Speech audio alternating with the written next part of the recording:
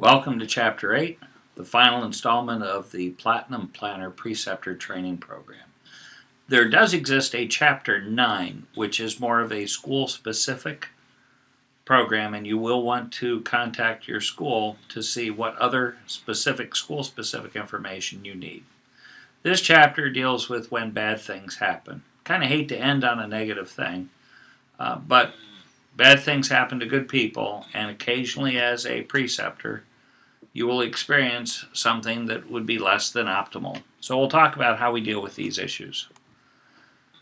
So we'll talk about reasons that a student might be immediately dismissed from a clinical, in other words, booted off the site, or describe steps involved when dismissing a student from a clinical or a field experience. So we'll kind of talk or allow you a moment to kind of read through the reasons for immediate dismissal. But as you can see, many of these deal with things that you could even be arrested for: violence or threats of violence, destruction of property, etc. Stealing, breaking stuff. But other things, if a student they show up and they just sleep the whole time, there's no reason for them to be there. They might as well just send them home. Or if they refuse to participate, that would be another reason. Or if they just make everyone uncomfortable with foul language or anything else. They are not there to disrupt the clinical experience for others. This is not about them. This is an opportunity, a privilege, as it were, for them to go out and learn. This is not an opportunity for them to go out and disrupt the world about them. When you have a situation that play out, if you can, provide a warning. So if they allow some foul language to slip out, you can say, hey, we don't do that here. And they learn from that, great. But it could be a situation where, nope, you crossed a line that no warning was able to prevent you from crossing. You might send them home, or you may take them back to base if you're in an ambulance. But let's say the student is under the influence of something. Well, to send them home in their car might not be the wisest thing, because you might see them again shortly or be responding to the scene of, and here's a student that you just sent home, and now you're going to be in trouble too. So recognize that you may need the help of a clinical supervisor, an instructor, or your own supervisor to take charge of this student while you then are able to go back and do your job. Another thing you can do and should do once you've dealt with the student and got them wherever they need to be, not with you, is you should also ask your supervisor, clinical supervisor, to flag the student.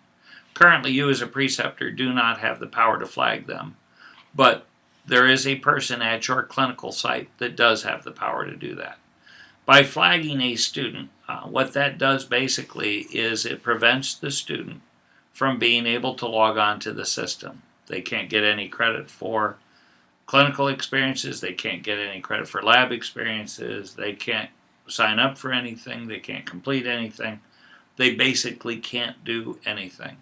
And their school should have indicated to them, hi, if this occurs and you get flagged and you can't sign in, you need to talk to the school administrator or an instructor and identify when they open it up, they'll see this student is flagged.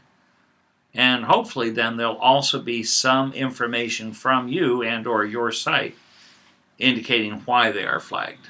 So when you do flag a student or ask that a student be flagged, contact the school's contact person, whoever that may be, with an email indicating a situation happened, a critical event occurred, or a sentinel event occurred, and this is the synopsis of what happened. So basically, complete a report.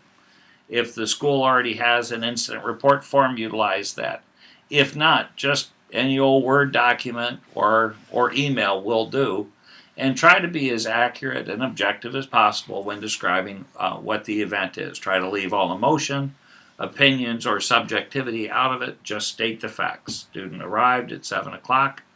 Shift started at 6:30, so they already started out a half hour late. They came in, they sat down, they immediately went to sleep. We had a call. We said, would you like to go on the call? They said, nope, I'll just sleep. Wake me when you get back. So we went on the call, came back, they were still asleep. We indicated to them that there was no reason for them to continue here. They may just as well go on home. So we sent them home, and that was the event. We'd like you to talk to them. We do not care to have this student back until this behavior is corrected. So that might be the scenario, and that might be the report you provide. So again, when bad things happen, we talked about the reasons for immediate dismissal.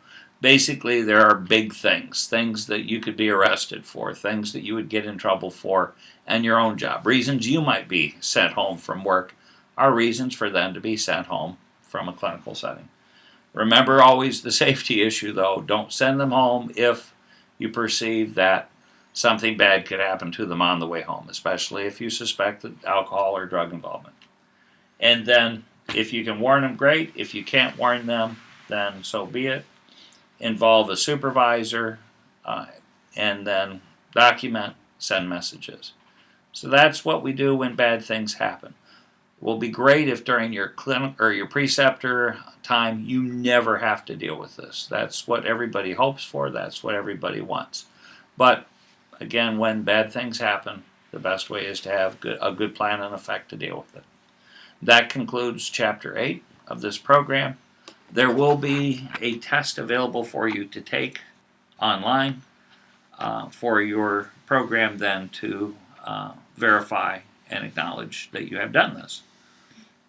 Thank you for participating in the Platinum Planner Preceptor Training Program.